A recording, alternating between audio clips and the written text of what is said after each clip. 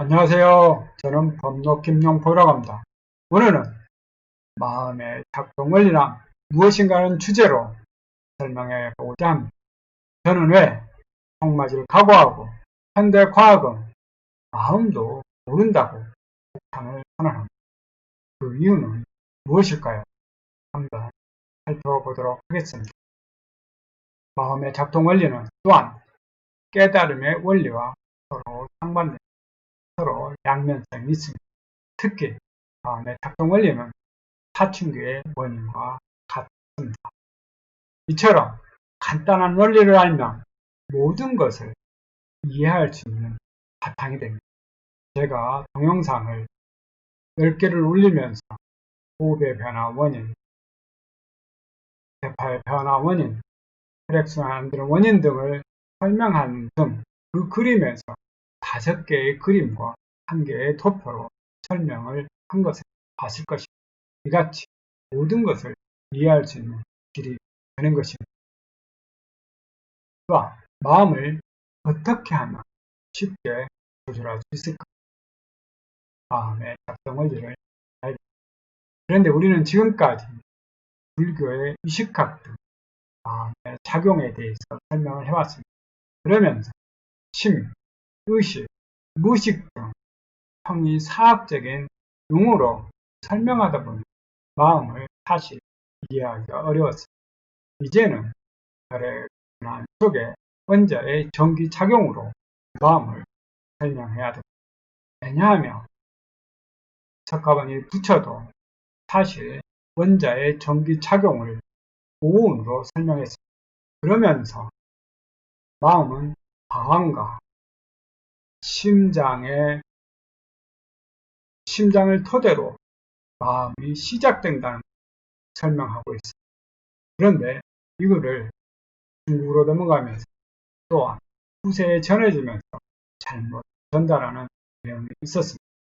제가 깨달음의 무엇인가에서 설명한 내용을 참고하시기 바랍니다.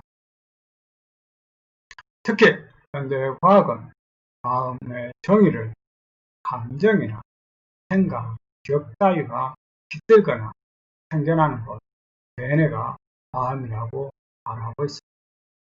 그런데 우리는 여기서 살펴볼 것이 또 현대 과학에서 정신병, 조현병 등을 치료할 때 뇌를 치료하죠. 그리고 자율신경 또는 몸을 치료합니다. 왜? 뇌가 문제가 있는데, 마음에 뇌가 문제가 있는데 왜 뇌를 치료하지 않고 자율신경, 몸을 치료할까? 이러한 문제점이 현대 과학은 사실 있는 것입니다. 마음, 전기작용에 대해서 그동안 설명하지 않고 있습니다. 형이사학적인 문제로만 설명하려다 보니 어려운 내용이 있었던 것입니다. 의식의 전달 과정, 마음의 전달 과정, 생각의 전달 과정에서 필요한 것은 원자의 전기 전달 과정이 필요합니다. 그런데 과정은 빼고 결과만 현대과학은 말하고 있습니다. 한번 보실까요? 그 피부 등에서 감각신경과 연합신경 이렇게 해서 뇌에 전달돼서 다시 운동신경으로 전달됩니다. 이때 원자의 전기작용이 필요합니다. 그런데 이 과정에 설명하면서 결과만 또다시 마음이라고 됩니다. 이 과정이 전부 다 마음이어야 되는데 결과만 마음을 뇌라고 설명하고 있습니다. 이러한 문제점이 현대과학에 있습니다. 또한 우리 눈이 제일 많이 보고 있는데 시신경을 눈 망막 등을 통해서 시신경을 통해서 뇌에 전달됩니다. 이때도 마찬가지로 전기가 필요합니다. 이 전기 과정이 없으면 뇌에 생각도 일어나지 않습니다. 그래서 마음을 어떻게 보느냐, 즉 혈액순환의 시작된 심장, 한의학에서나 석가모니 부처는 불교에서는 그렇게 봤습니다. 그런데 달라이라마가 요즘 최근에 들어서 내가 마음이라고 주장합니다. 이런 모순들이 있다는 것을 제가 이제 이해하게 됩니다. 결국 우리 몸은 자율신경계 에너지 구조화로 자율신경계의 구조화로 자율신경계에 연결된 대동맥과 대정맥에 연결된 오장육부에 의해서 호흡의 변화와 즉 성장하면서 자율신경계 부조화에 따라 폐에 들어오는 산소의 공급이 줄어들고 이렇게 성장하면서 폐에 들어온 산소 공급이 줄어들면서 뇌파의 변화도 생깁니다. 알파파, 세타파,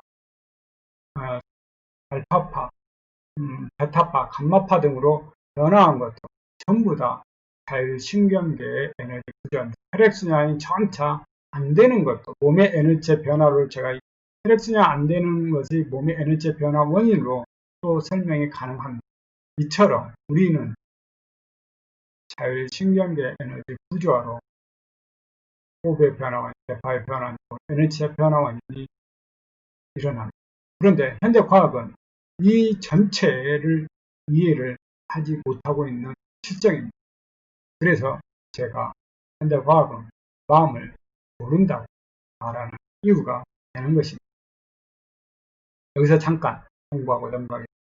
여러분들이 구돌길에 깨달음 길에 도움이 된다면 구독하기, 좋아요, 또 제가 일주일에 한 번씩 동영상을 올리고 있는데요. 알람 표시에서 관심 있게 지켜봐 주시기 바랍니다. 저는 범록TV를 운영하고 있는데요. 여기에 가장 기본이 되는 호흡의 변화 원인, 뇌파의 변화 원인, 에너지의 변화 원인 등 혈액순환이 안 되는 이유 등 깨달음의 원리 등 다양한 내용을 소개를 하고 있으니 한번 바라겠습니다.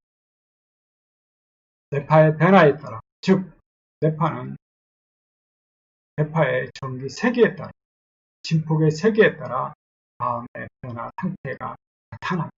이를 우리는 알아야 됩니다. 어린아이들은 델타파, 세타파 때는 마음과 몸 일치합니다. 생각 즉시 아이들은 행동합니다.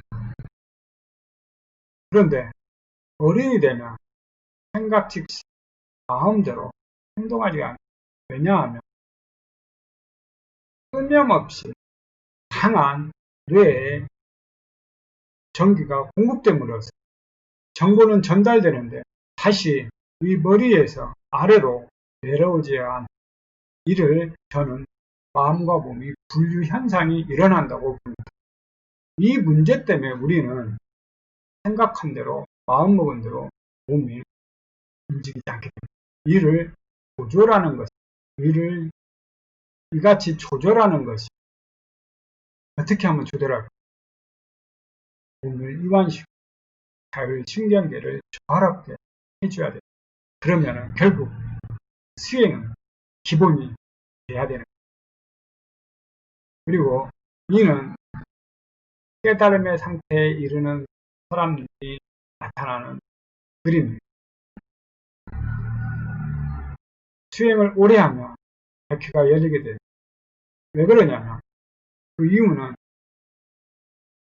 꾸준하게 이게 강한 압력, 전기가 올라갔다가 이게 뇌파로 떨어지게 되면 압력이 강한 올라갔던 압력이 떨어지면서 이 백회가 열리게 되는 현상이 나옵니다. 그러면 고 감마파가 들어오게 되면 베타파의 뇌파를 지우는 역할을 합니다.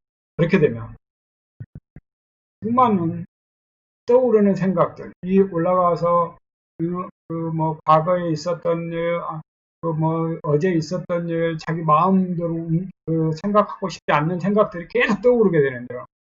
이것을 즉시 조절할 수 있는 힘이 생기게 됩니다. 그래서 뇌파의 종류에 따라 의식의 변성 과정을 우리는 알아야 돼요. 그래서 뇌파의 성질을 알아야 돼요. 이때 뇌파의 성질, 이때 뇌파의 성질, 이때 뇌파의 성질. 제가 지금 말씀드리고 추후에 좀 더 자세히 바로 설명드리겠습니다. 델타파는 비이원성입니다. 아이들은 이때 1살에서 2살에 나타난 델타파 아이들은 비이원성으로 사물을 옳고 그름을 분별하는 능력이 없어요. 그래서 아이들은 바로 웃고 바로 울고 그렇습니다. 이때가 2살에서 3살, 4살 때까지 세타파. 이것 마찬가지로 이때 아이들도 비이원성, 사물을, 옳고 그름을, 선악을 구분하지 못합니다. 분별하지 못합니다. 알파파는 중간 지점입니다. 그래서 선악을 조금씩 느끼는 시기라고 저는 보고 있습니다. 베타파는 이원성으로 사물을, 옳고 그름, 선악을 이원성으로 구분합니다. 초등학교 1학년부터 베타가 나타나기 시작하는 것이 이때부터 사실 우리 인간의 모든 문제가 사실 시작되게 된 것입니다. 감마파는 비이원성, 즉 베타파의 뇌파를 지워줌으로써 사물의 이원성을 분별하지 못하는 원인이 됩니다. 이 이론이 제 최신 이론입니다. 앞으로는 교과서에서 뿐만 아니라 수행에서도 앞으로는 뇌파의 성질, 이원성, 비이원성은 이 방향으로 나가야 된다고 봅니다. 그래서 제가 추후에 교육 관련 쪽에 이러한 내용을 원고를 작성해서 보다 쉽게 이해할 수 있도록 설명하려고 계획하고 있습니다.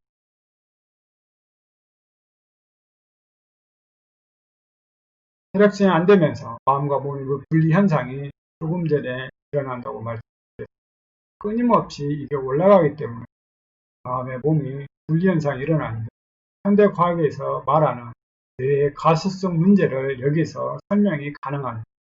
이렇게 의식은 전달되지만 아이들은 마음과 몸이 일치된 상태에서 되지만 성장하면서 뇌의 가소성은 이 문제가 생기기 때문에 실제로 생각한 대로 몸이 말을 안 움직입니다. 그런데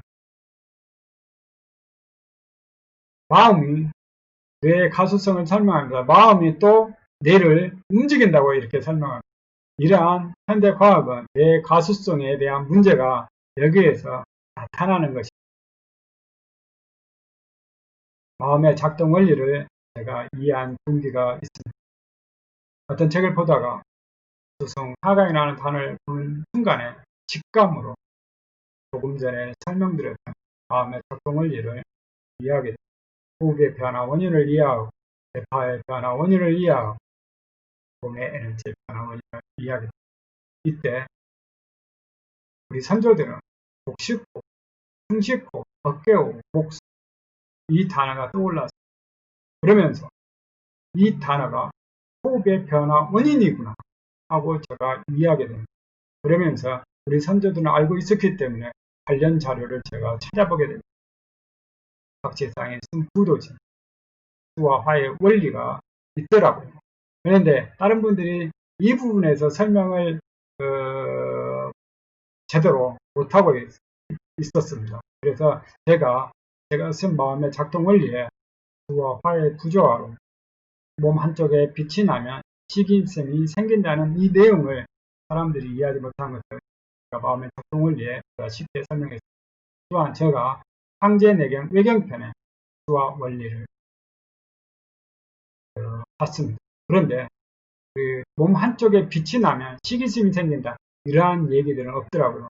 그래서 이 내용이 이제 수승하강 이거하고 또 연결되지 않았나 이제 이런 생각이 듭니다. 그래서 사실 후세에 내려오면서 이 원리들이 제대로 전달하지 않고 되게 끊긴 것입니다. 또한 정말 중요한 건데요. 이 설명이 사실 더 쉽습니다. 구약 성경의 창세기는 아담과 하와가 뱀의 유혹으로 선악과를 먹게 됩니다. 우리 여기서 원죄설 이런 것들 많이 나오는데 여기서 정말 중요한 것은 뱀의 유혹이 무엇인가, 선악과는 무엇인가. 뱀의 유혹은 자율신경계를 의미합니다. 자율신경계와 뱀은 정말 비슷하게 되어 있습니다. 그리고 선악과는 이원성으로 사물을 분별하는 능력입니다. 즉 현대로 말하면 뇌파의 변화에 뇌파 중에 베타파를 말합니다. 그래서 이 원리를 어느 정도 제가 이해를 했기 때문에 성경에는 이 자료가 추상적으로 뱀의 유혹으로 나왔기 때문에 관련 자료를 제가 막 찾아봅니다. 그런데 유대교의 3대 경전 중에 하나인 카발라에서 이게 3대 경전은 구약성경, 그 다음에 우리가 알고 있는 탈무드입니다. 우리가 이 카발라는 잘 몰랐는데요. 이 카발라의 3대 경전입니다. 40대 이후에 지혜로운 사람들이 배웁니다. 미스티케 카발라, 우리 한국에 출판된 책입니다. 그리고 제가 우리 송파 도서관에는 이 책이 있어서 한번 쭉 살펴봤습니다.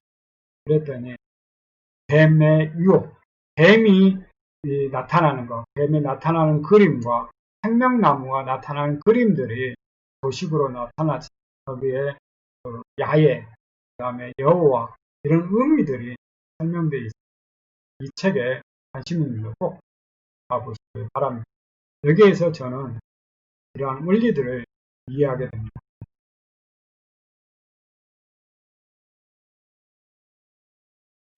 그래서 이러한 이론들을 이해하고 난 다음에 제 이론이 맞는지 틀린지 또 제가 많이 살펴봤습니다.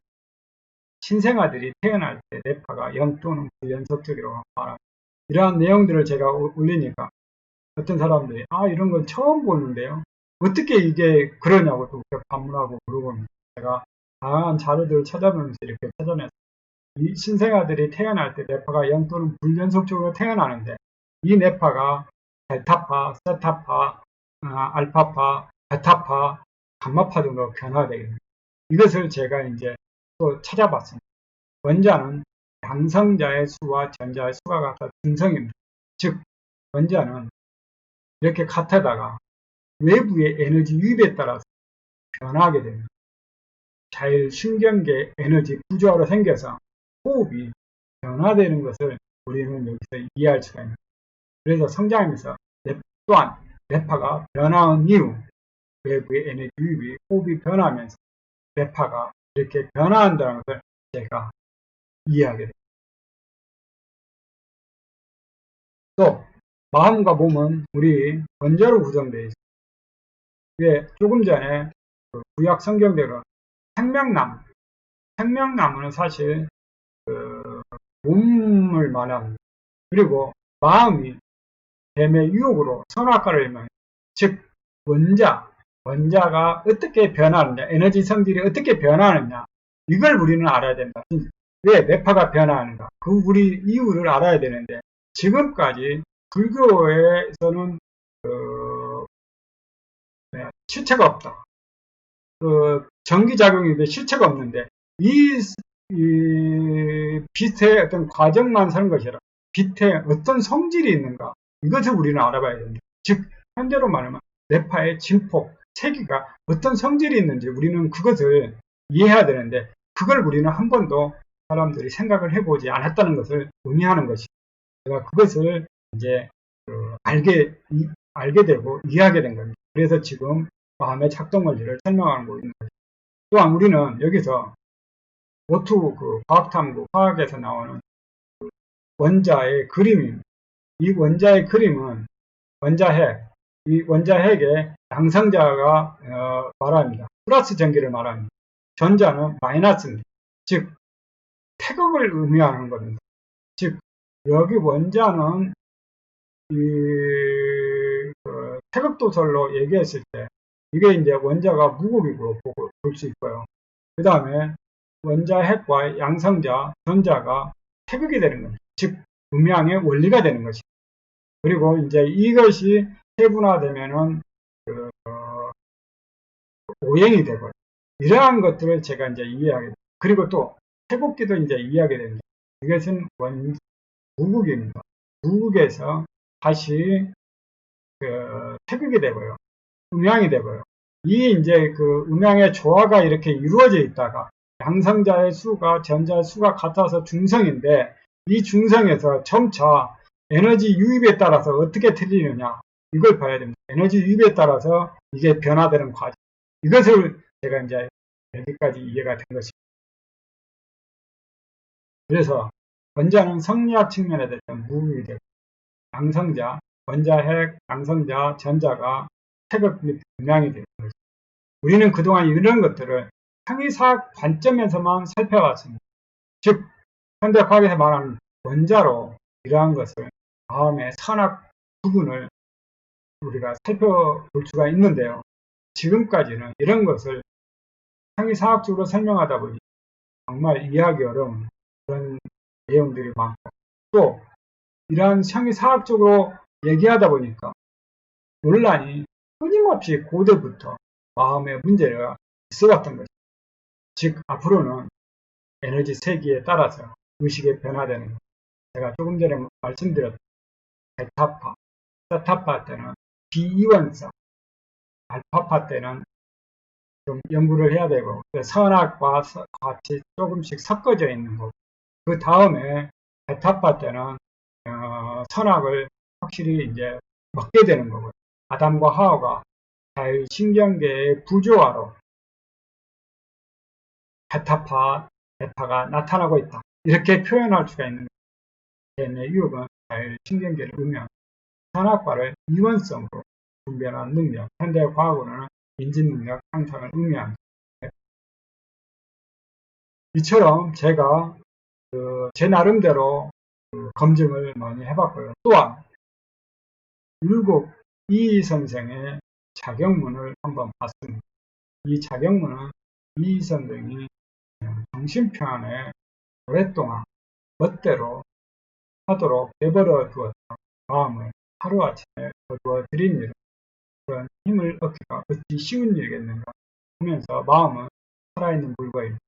정력, 근대 망상을 제거하는 힘, 완성되기 전에는 마음의 요동을 안정시키기가 금방 일어났다가 금방 없어졌다 하여 바로 빨리 앉지 않는 것 같은 것이 마음이죠. 이렇게 자격문을 이 선생님이 20살 때 쓴 내용입니다. 즉 20살은 아까 제가 베타파에서 벗어나는 것이 초등학교 4, 5학년 때부터 되니까 상당히 벗어났지만 이제 조금만 하면은 그래도 마음을 조금 쉬워줄 수 있어요. 이 선생님, 이 선생님이나 이왕 선생님들이 비록 성리학자들은 마음 공부, 뭘 공부했냐? 몸 수련 공부를 해왔다는 거예요. 왜? 이 뇌파가 계속 금방 일어났다가 금방 없어졌다. 이완됐다가 이완되면은 없어질 수가 있고요. 이완이 안 되고 몸에 좀 긴장되고 조화가 깨지면 금방 또 이렇게 뇌파가 일어나게 됩니다. 이러한 것을 이 그림으로 설명할 수 있다. 그리고 우리는 여기서 제가 뇌파의 성질을 말씀드렸죠. 한의학에서 침은 에너지 세기 운영 방법을 알고 있었다는 것을 의미합니다. 왜냐하면 침을 놓으면 침에 우회전하면 양극이 나옵니다. 플러스 전기가 나오는 거고요. 좌측으로 돌면 음전화, 음극이 나오는 거예요. 그래서 이것을 조절하면서 혈액순환을 조절해주면서 이 병을 치료했더라고요. 그래서 한의학에서도 에너지 세계를 알고 있었어요. 그래서 제가 이러한 원리들을 이해하면서 뇌파에 세계가 어떤 것이 있는가, 이런 것들을 살펴보게 됩니다. 마음을 생각도로 조절이 가능합니다. 어떻게 합니까? 폐에 계속 우리는 자율신경계 구조화에서 폐에 산소 공급이 줄어들고 있습니다. 계속 감소하고 있습니다. 이를 폐에 산소의 공급을 늘려주면 반대로 베타파에 센 공급된 것이 떨어질수록 알파파, 세타파로 떨어질수록 압력이 감소하면 이렇게 뚫리게 됩니다. 백회가 뚫리게 됩니다. 백회로 몸에 고진동 에너지가 들어오게 되면 생각을 자유자재로 수없이 올라온 이 생각들을 숨을 마시면 그 반마파가 내려오면 생각을 마음대로 조절합니다. 이렇게 하기까지는 얼마나 과정이 사실상 힘듭니다. 그래도 꾸준히 하면 가능합니다. 명상, 복식 호흡이 어려운 이유.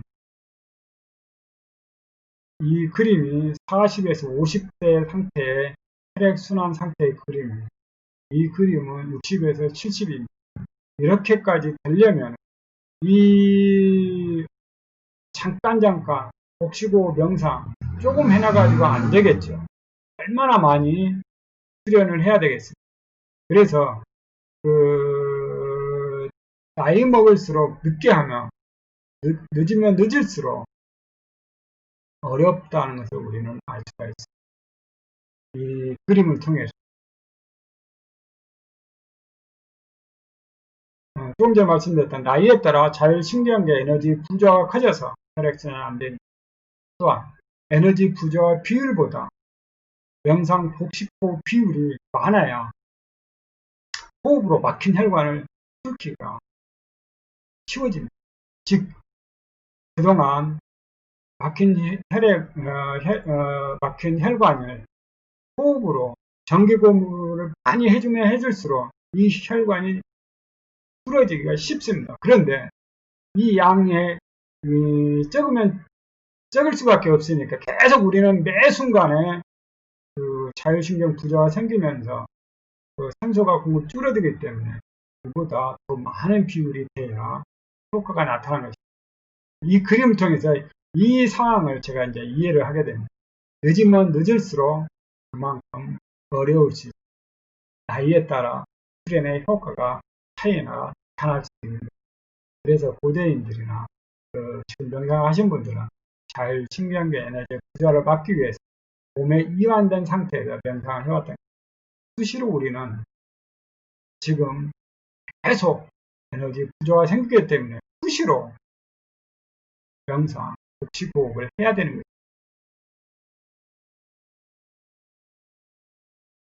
하루에 10분 명상법을 제가 제시를 해봅니다. 하루에 매일 얼마나 꾸준하게 하느냐가 관건입니다. 하다가 며칠 하다가 며칠 안 왔다가 며칠 하다가 이건 사실 효과가 없어요. 자율신경계는 지금 이 순간에 모든 사람이 계속 부조화가 커지게 됩니다. 그렇게 되면 산소에 폐에 들어오는 공급량이 계속 줄어듭니다.